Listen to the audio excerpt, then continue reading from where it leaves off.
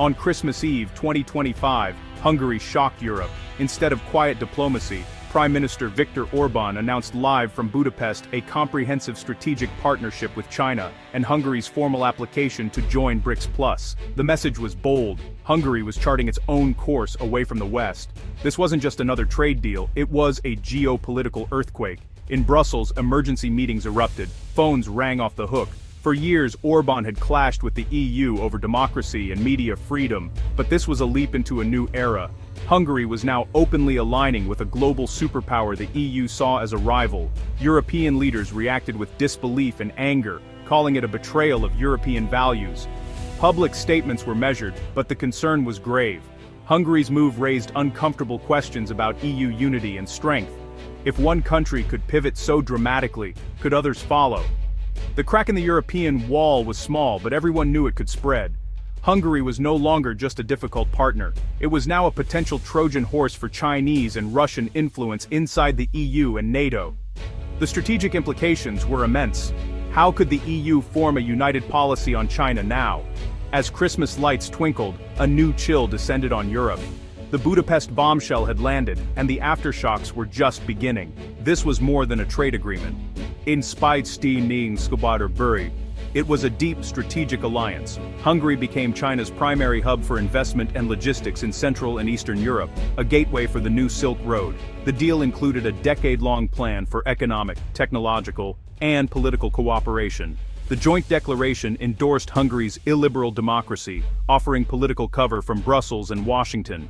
Hungary's application to BRICS+ made it the first EU member to join the bloc, signaling a dramatic pivot toward the East and South.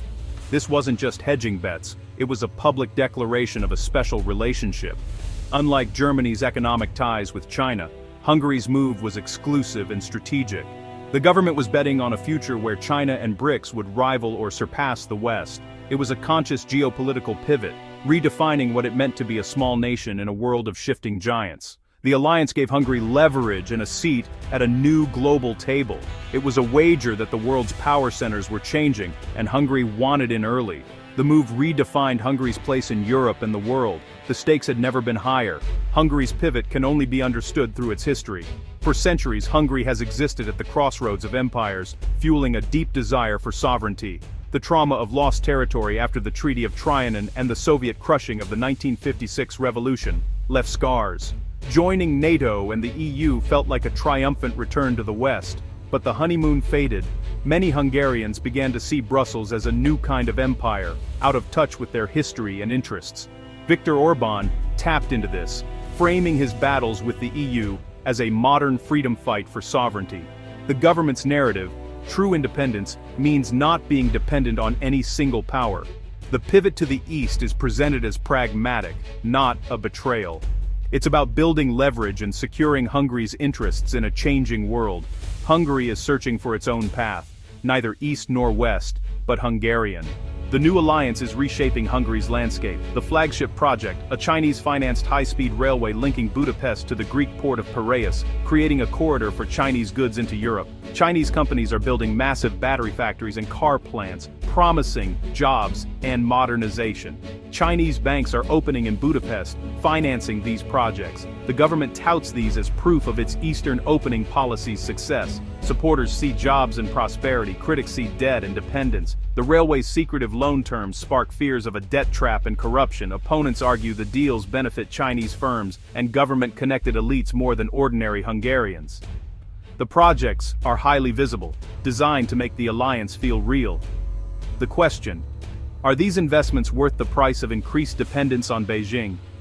The answer will shape Hungary's future. Hungary's pivot has split the nation. Supporters see Orbán as a visionary, securing Hungary's future as power shifts east. In rural areas, people talk of sovereignty and respect. Tired of EU criticism, they hope for jobs and new opportunities from Chinese investment. Critics, especially in Budapest, see a betrayal of the dream of joining the West.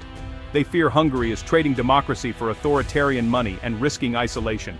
Concerns include debt, loss of academic freedom, and human rights. For supporters, it's pragmatic. For critics, it's reckless. The debate is fierce, with both sides convinced the stakes are existential. Hungary's future hangs in the balance.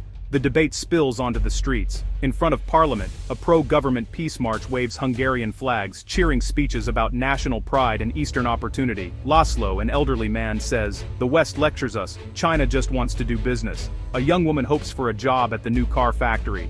This is about our future. Their support is fueled by historical grievance and economic hope. Nearby, protesters gather outside the Chinese embassy, waving EU flags and chanting, "No to CCP, yes to you." Esther, a university student, shouts, "We are Europeans. Our place is with democracies, not dictators." Peter, a software engineer, worries, "What if we get isolated? What about our freedom?" The protest is smaller, but passionate, watched closely by police. Supporters see a new dawn. Critics see a dangerous storm. Both sides are driven by love for their country, but their visions for Hungary's future couldn't be further apart. The divide is generational, urban-rural, and deeply emotional. The government's rally is larger, but the opposition's fear is real. The country is at a crossroads, and the world is watching. The outcome will define Hungary for a generation. The world took notice. Beijing and Moscow applauded Hungary's move, calling it a model for others. China saw a strategic victory, a foothold inside the EU and NATO. Russia framed it as proof of the EU's decline and the rise of a multipolar world. Some countries admired Hungary's defiance, seeing it as smart navigation of great power rivalry. In the West, alarm bells rang. Washington worried about a NATO ally deepening ties with China, raising concerns over intelligence and security. The EU feared a dangerous precedent and considered withholding funds or legal action. But leaders knew a heavy-handed response could backfire, fueling Hungary's narrative of persecution. The stakes were now global, and the EU's unity was on the line.